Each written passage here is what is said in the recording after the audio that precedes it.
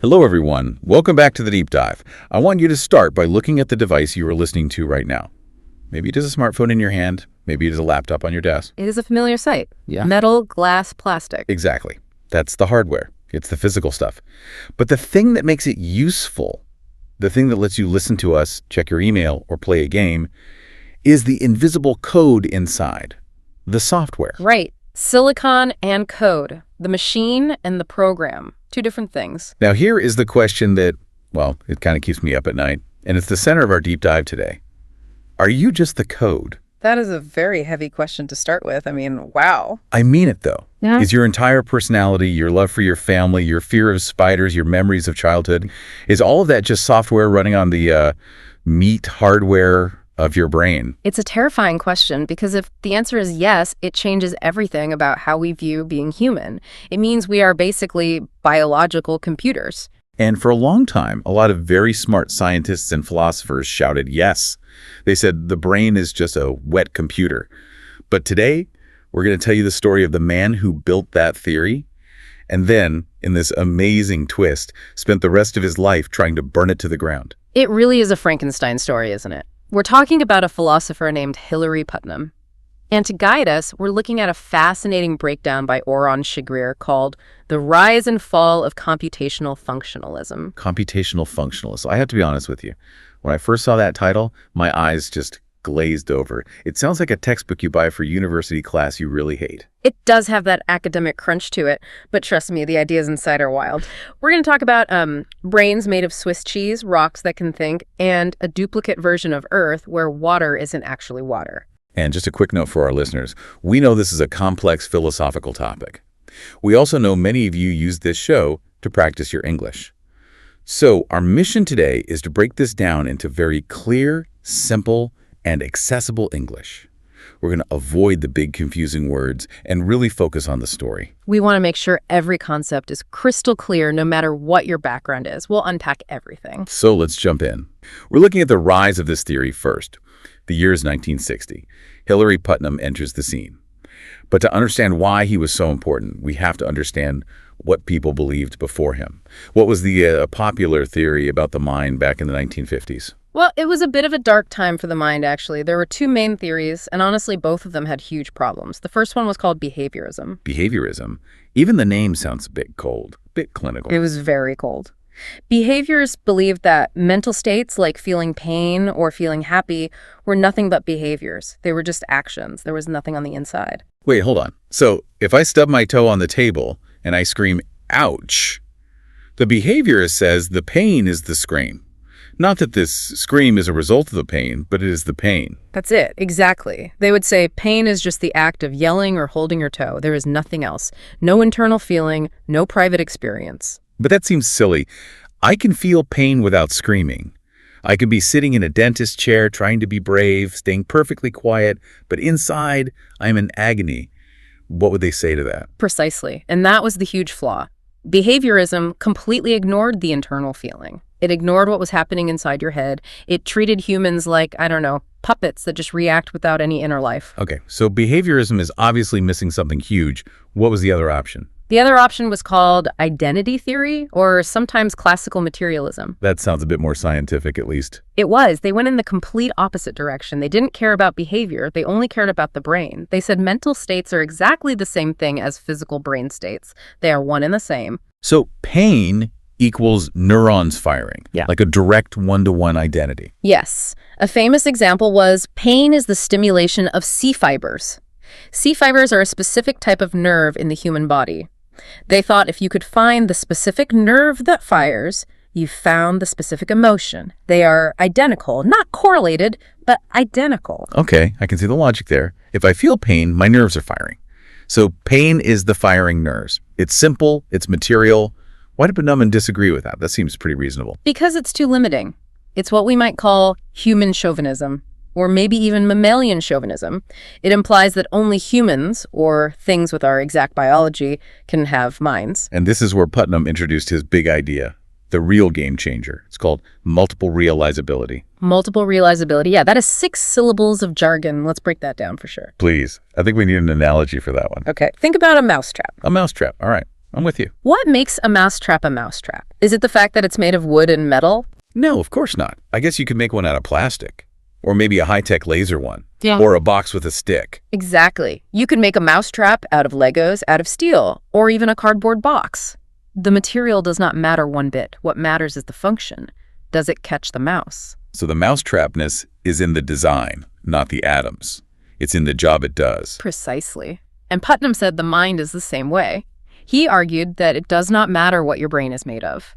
It doesn't matter if you're made of meat, neurons, silicon chips, or, as he famously said, Swiss cheese. I love that image. Yeah. A brain made of cheese. It really sticks in your mind. It is a funny image, but the point is so serious. He literally said, we could be made of Swiss cheese and it wouldn't matter. As long as the cheese has holes and structures that can send signals, input.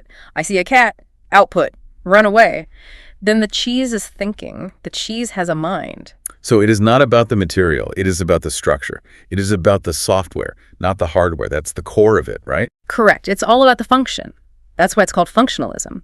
Putnam argued that a mental state is defined by its functional organization.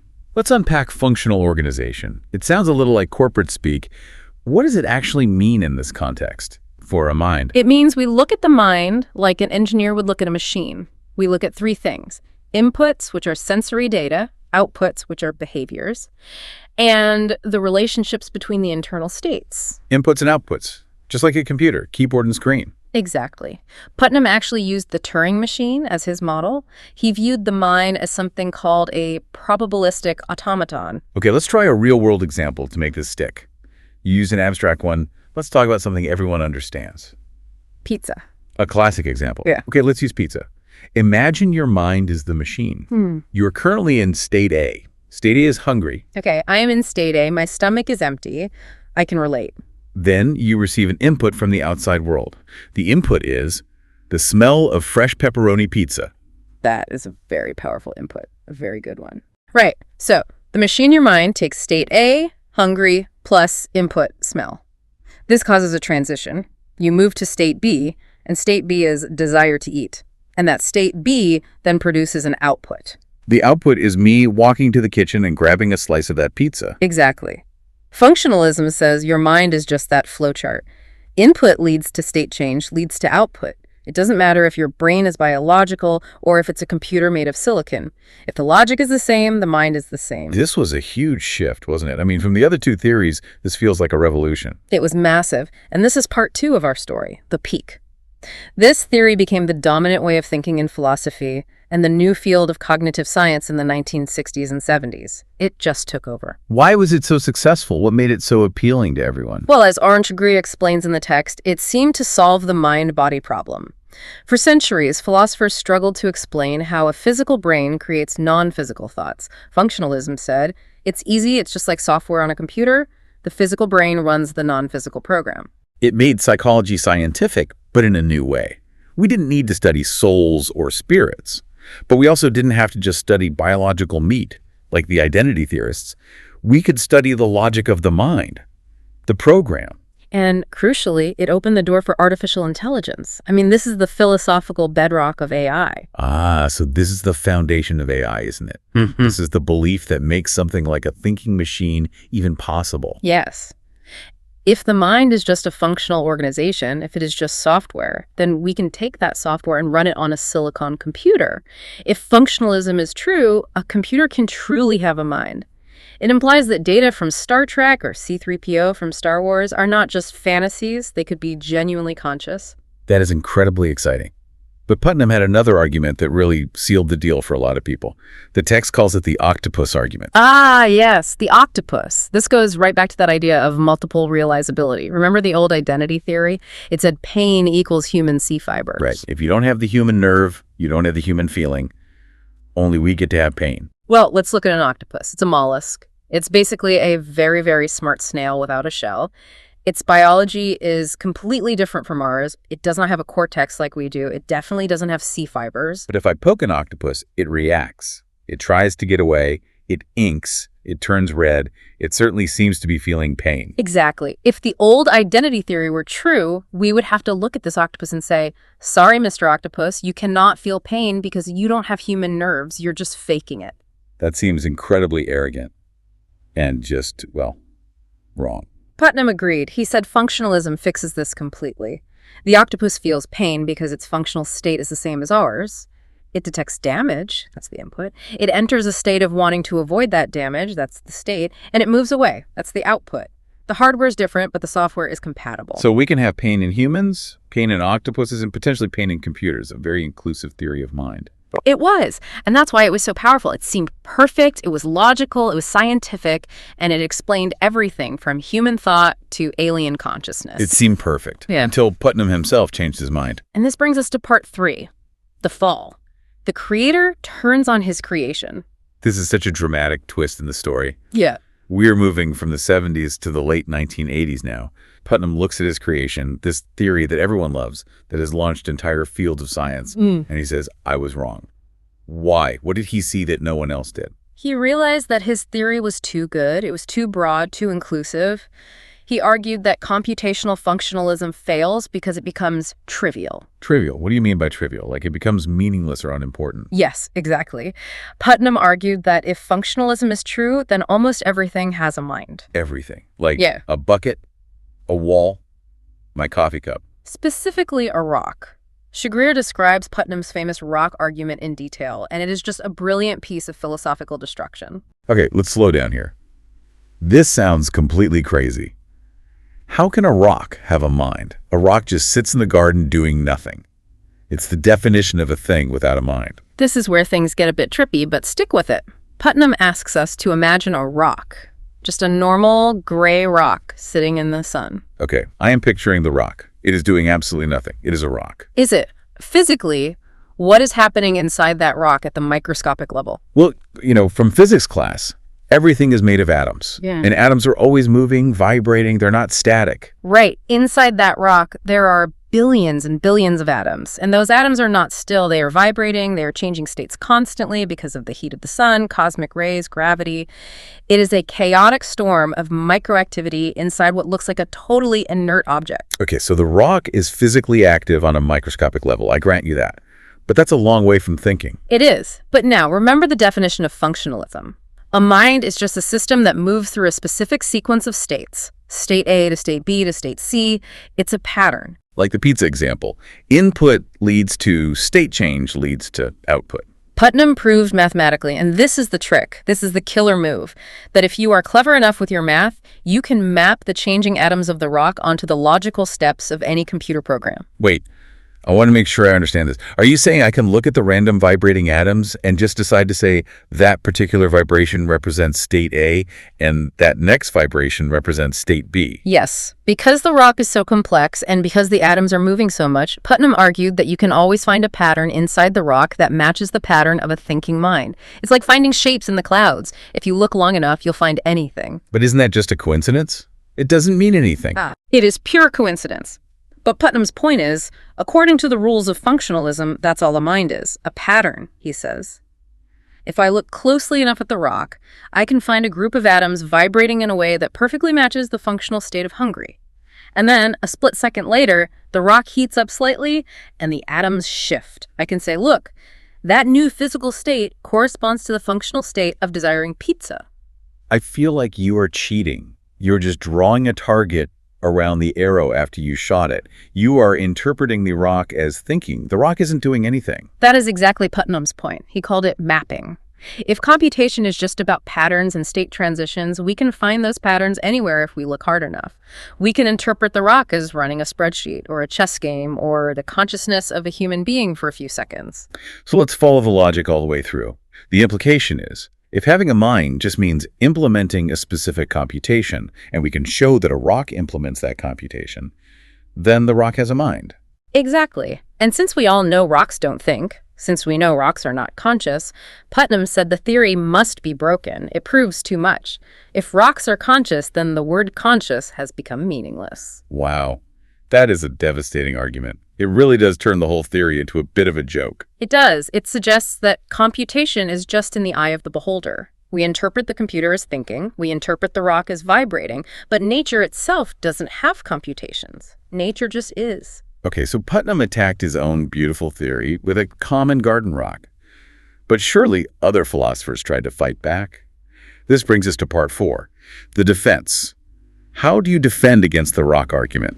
Shagrir outlines a few clever defenses in the text. The most obvious one, and the one that probably occurred to you, is the input-output defense. That's what I was thinking.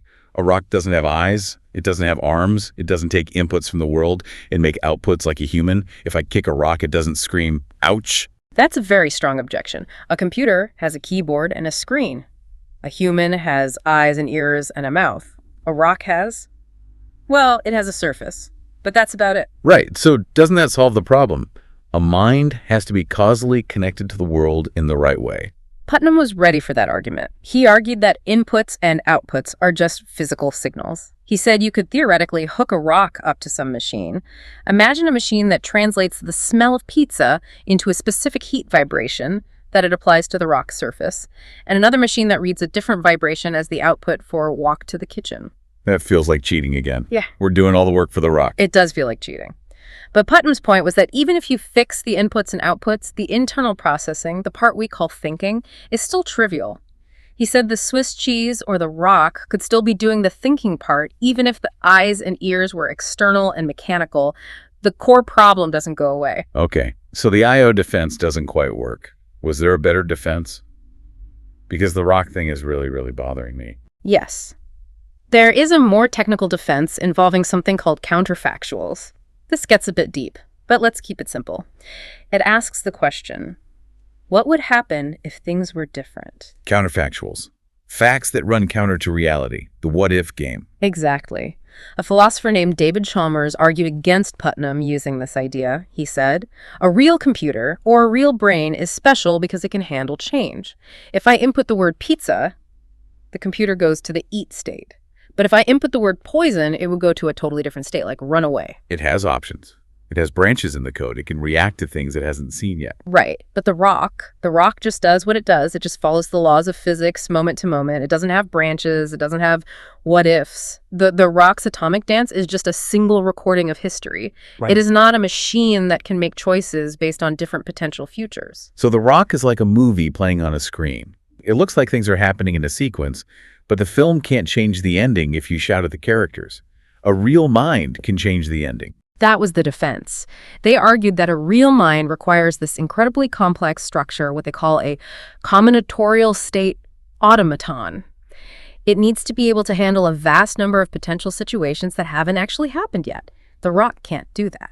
And did Putnam accept that argument? Did that save the theory? Not really. Shagrir points out in the text that Putnam had sort of anticipated this. Putnam's response was that physical systems, even our brains or silicon computers, are messy. They don't perfectly map onto these neat logical flowcharts anyway.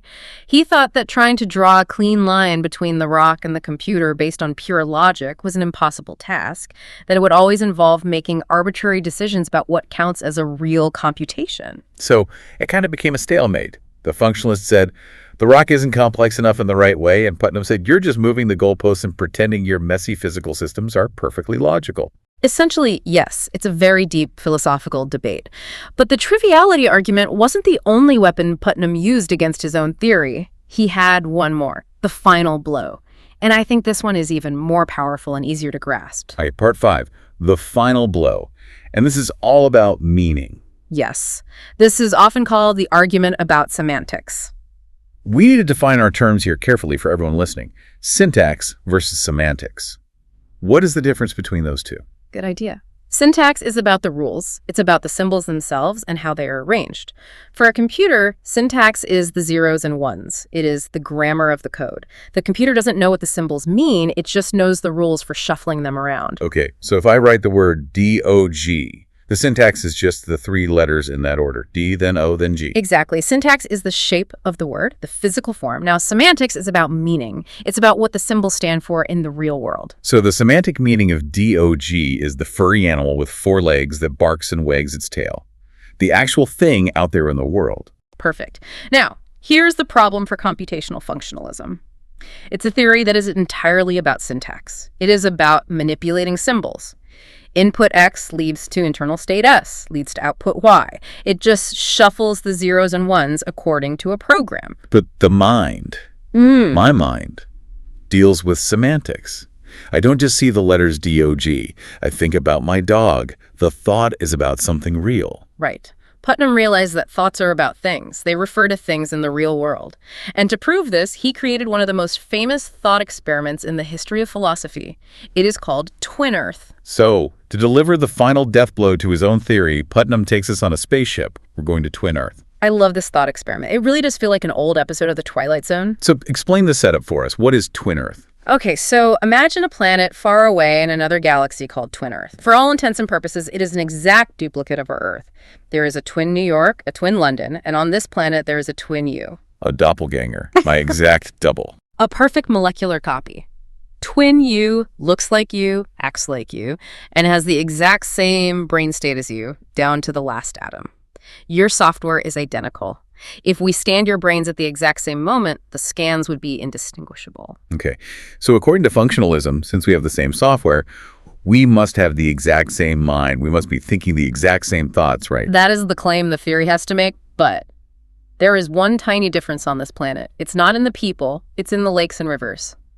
On our Earth, the clear liquid we drink is, of course, H2O. Right. Water is H2O. But on Twin Earth, the clear liquid in the rivers and lakes is not H2O. It's some other complex chemical that we will just call XYZ. But it looks like water. It acts like water. It's identical in every way you could notice without a chemistry lab. It tastes like water. It quenches thirst like water. It boils at the same temperature.